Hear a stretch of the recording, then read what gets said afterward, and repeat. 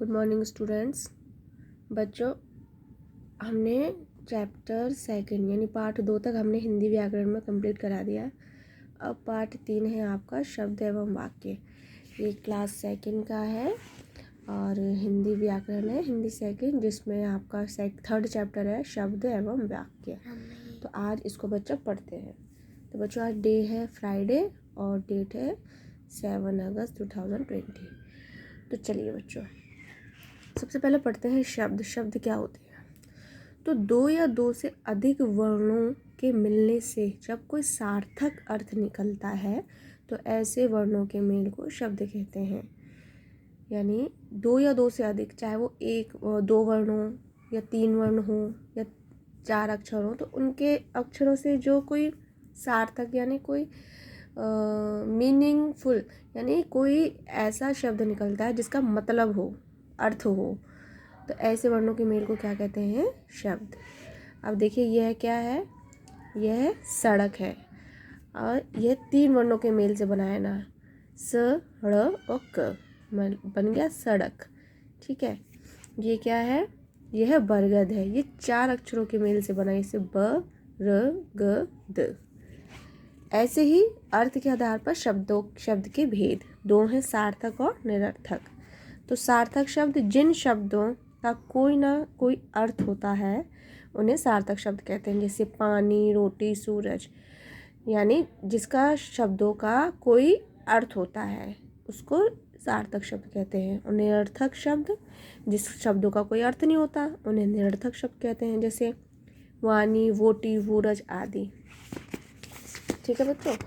अब देखिए कि अब निम्नलिखित शब्दों को ध्यान से पढ़ो और समझो। ये देखो, यहाँ पे कुछ चित्र देख रहे हो आप। तो खाना वाना, गाय वाय, रोटी ओटी। तो ये देखो बेटा, यहाँ खाना जो है और गाय और रोटी के कुछ निश्चित अर्थ हैं, यानी इनके तो कोई मतलब है, लेकिन वाना, वाय, ओटी इनका कोई मतलब नहीं है। तो खाना, गाय, रोटी ये तो सार्थक हो गए शब्द, और वाना, वाय और ओटी ये कौन से हो गए? निरर्थक, क्योंकि इसका कोई शब्दों का कोई मतलब नहीं है। आइए अब देखो वाक्य क्या होते हैं। सीता पत्र लिख रही है। यह वाक्य 5 शब्दों के मेल से बना हुआ है। सीता पत्र लिख रही है ना? तो ये होते हैं वाक्य। अब घोड़ा घास खाता है, ये कितने वर्णों से, शब्दों से मिलकर बना है? 4। 1 2 3 4। फिर देखिए, सदैव याद रखिए कि वाक्य दो या दो से अधिक शब्दों के मेल से बनता है। इसका एक निश्चित अर्थ होता है। जो वाक्य होता है तो वह शब्दों के मेल से बनता है और उसका कोई एक अर्थ होता है।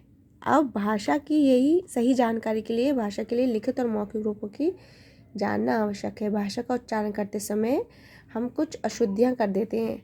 आइए कुछ शब्द संबंधी अशुद्धियों को जानें।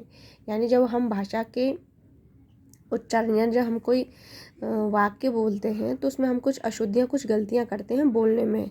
तो चलिए आइए उनको करते हैं। तो देखिए, ये अशुद्ध वाक्य हैं, शुद्ध वाक्य हैं। जैसे कवि, और ये होता है शुद्ध कवि। परीक्षा, परीक्षा। तो ऐसे ही बहुत सारे आपके शुद्ध और अशुद्ध वाक्य हैं जिसको आप पढ़िएगा। अब देखिए, कुछ वाक्य संबंधी अशुद्धियाँ, ये तो शब्द संबंधी हो गए और ये हो गए वाक्य संबंधी। जैसे कृपया मेरे घर आने की कृपा करें और कृपया मेरे घर आइए। ठीक है। ऐसे ही यहाँ पर भी बहुत सारे वर्ड्स, वाक्य लिखे हुए हैं। तो बच्चों, आपका ये चैप्टर हो गया फिनिश। आप इस चैप्टर को दोबारा रीड करेंगे, पढ़ेंगे और इसे समझेंगे। साथ के साथ मैं इसकी जो एक्सरसाइज है उसको मैं आपके व्हाट्सएप ग्रुप पर सेंड कर दूंगी। और आज का आपका होमवर्क है कि आप इस चैप्टर को दोबारा पढ़ेंगे। Thank you.